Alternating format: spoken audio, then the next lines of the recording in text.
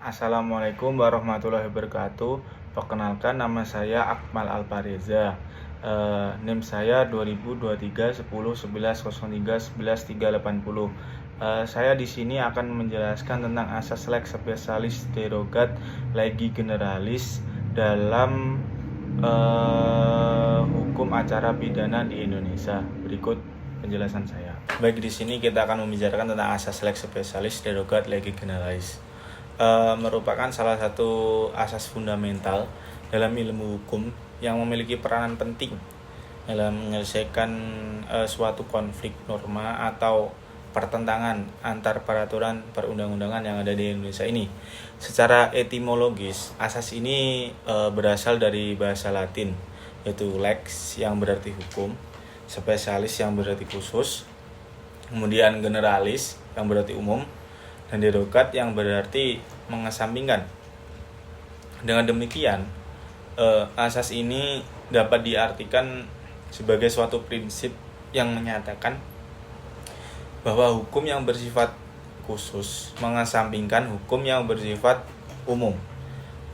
Apabila keduanya ini mengatur hal yang sama, dalam konteks hukum acara pidana di Indonesia ini, asas ini menjadi sangat relevan, mengingat adanya pluralitas pengaturan hukum, yaitu di satu sisi terdapat KUHP sebagai hukum acara pidana umum, dan di sisi lain terdapat berbagai undang-undang khusus yang mengatur prosedur tertentu secara lebih spesifik.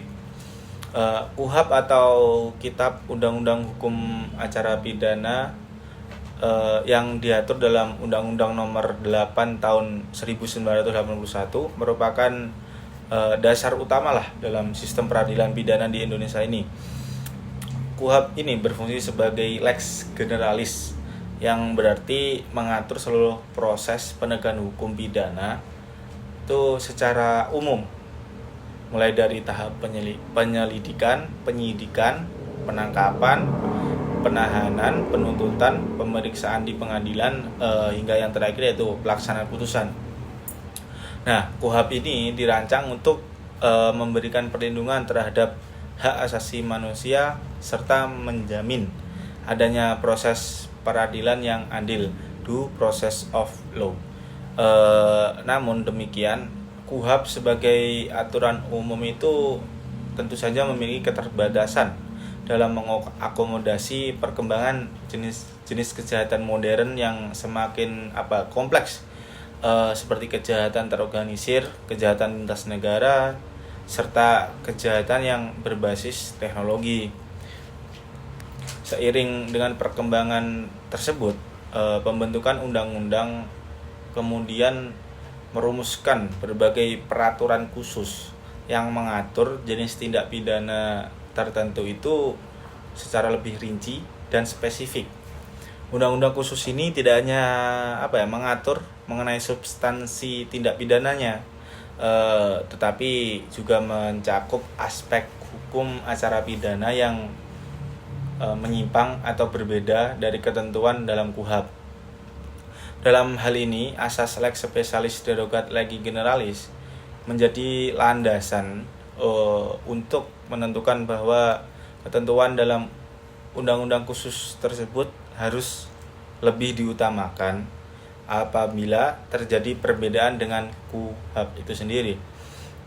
Contoh konkret dari penerapan asas ini itu bisa ditemukan atau dapat ditemukan dalam Undang-Undang Pemberantasan Tindak Pidana Korupsi.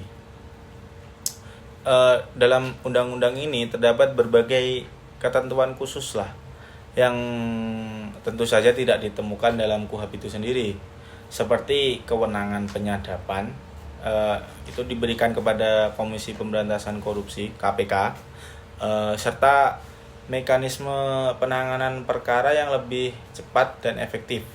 Selain itu, dalam UU nomor 35 tahun 2009 tentang narkotika itu terdapat pengaturan khusus mengenai rehabilitasi bagi pecandu narkotika yang tidak diatur secara rinci dalam KUHP.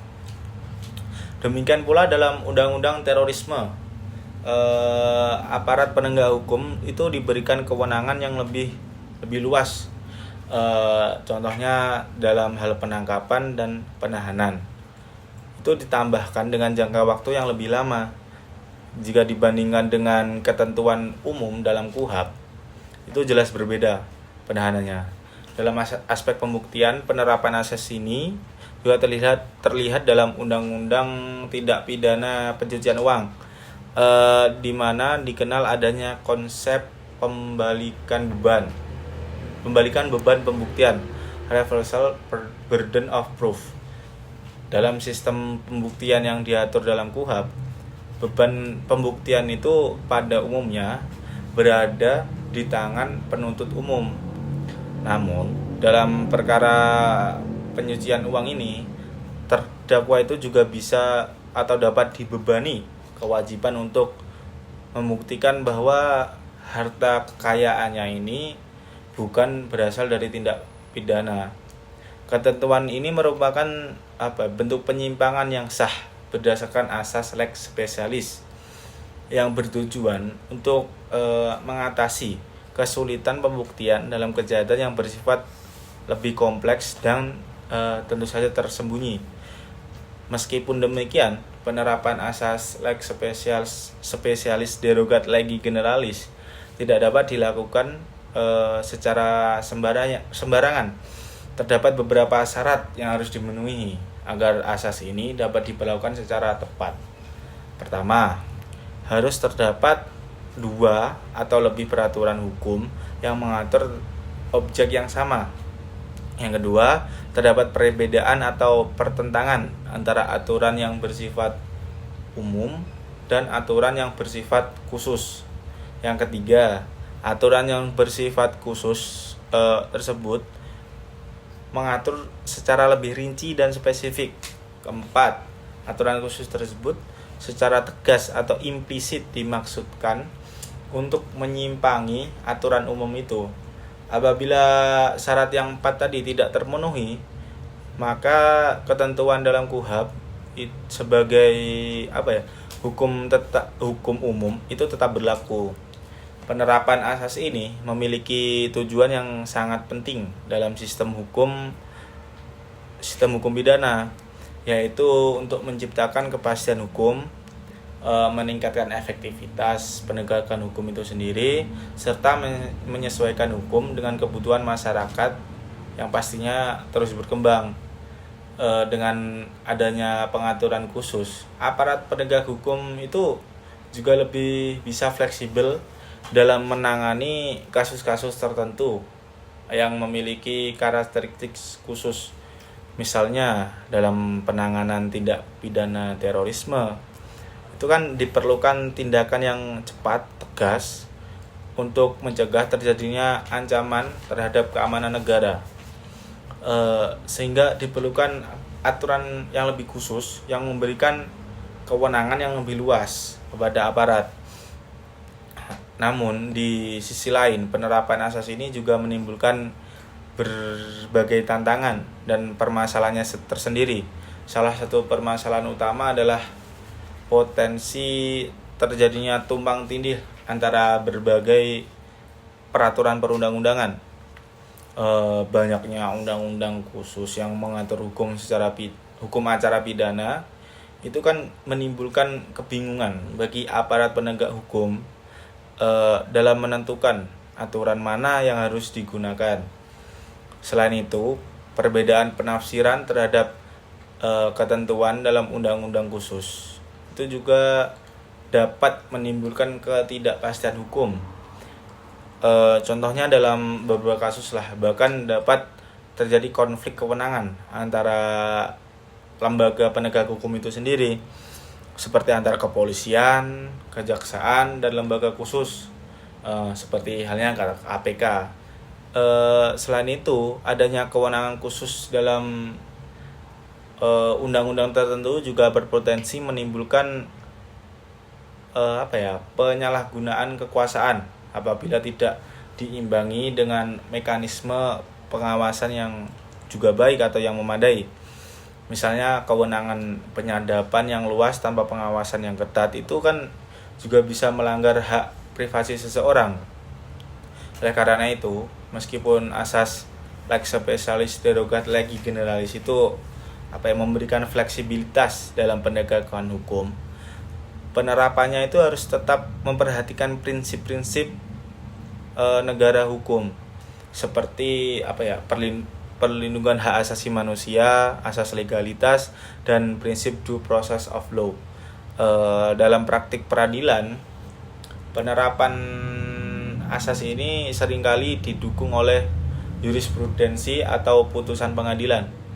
Hakim dalam memutus perkara akan mempertimbangkanlah apakah suatu undang-undang khusus ini memang dimaksudkan untuk mengesampingkan antara aturan umum dan aturan yang khusus. Dengan demikian, peran hakim menjadi sangat penting dalam menafsirkan dan tentu saja menerapkan asas ini secara tepat. Di samping itu, doktrin atau pendapat para ahli hukum juga turut pasti berperan lah dalam memberikan pemahaman yang lebih mendalam mengenai penerapan asas ini. Untuk mengatasi berbagai permasalahan yang timbul seperti saya katakan di atas tadi, diperlukan upaya harmonisasi dan sinkronisasi lah peraturan perundang-undangan ini. Pembentukan peraturan undang-undang perlu memastikan bahwa setiap undang-undang khusus yang dibentuk itu tidak bertentangan secara prinsipal dengan KUHP, serta memiliki ambang batas lah yang jelas mengenai ruang lingkup penerapannya KUHP itu sendiri. Selain itu, pembaruan KUHP juga menjadi hal yang penting untuk menyesuaikan dengan perkembangan hukum dan kebutuhan masyarakat modern. Dengan adanya KUHP yang lebih adaptif, diharapkan kebutuhan akan penyimpangan melalui undang-undang khusus itu dapat diminimalisir. Lebih lanjut, peningkatan kapasitas aparat penegak hukum itu juga menjadi faktor penting lah dalam keberhasilan penerapan asas ini.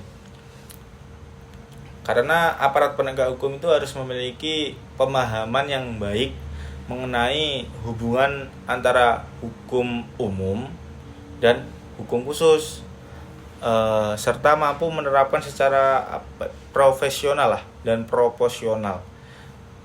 Pendidikan dan pelatihan itu bisa digunakan untuk menjadi kunci lah untuk peningkatan kualitas penegakan hukum di Indonesia. Dengan demikian itu dapat disimpulkan bahwa asas lex specialis derogat legi generalis itu merupakan prinsip yang sangat penting dalam hukum acara pidana di Indonesia.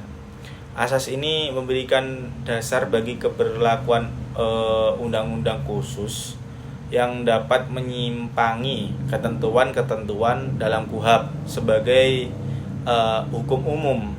Penerapan asas ini bertujuan untuk meningkatkan efektivitas lah penegakan hukum serta menyesuaikan dengan karakteristik kejahatan tertentu yang semakin kompleks. Namun penerapannya itu harus dilakukan secara hati-hati dan bertanggung jawab. Ya, karena biar tidak menimbulkan ketidakpastian hukum ataupun pelanggaran terhadap hak asasi manusia itu sendiri. Nah, oleh karena itu diperlukan keseimbangan antara fleksibilitas hukum dan kepastian hukum agar sistem peradilan pidana di Indonesia ini dapat berjalan secara adil, efektif, dan berintegritas. Demikian yang bisa saya sampaikan tentang asas lex specialis derogat legi generalis dalam hukum acara pidana. Sumber yang saya gunakan untuk pernyataan di atas adalah buku dari Adi Hamzah, yaitu yang berjudul Hukum Acara Pidana, serta buku dari M. Yahya Harahap, Pembahasan Permasalahan dan Penerapan KUHP. Sekian, terima kasih. Wassalamualaikum warahmatullahi wabarakatuh.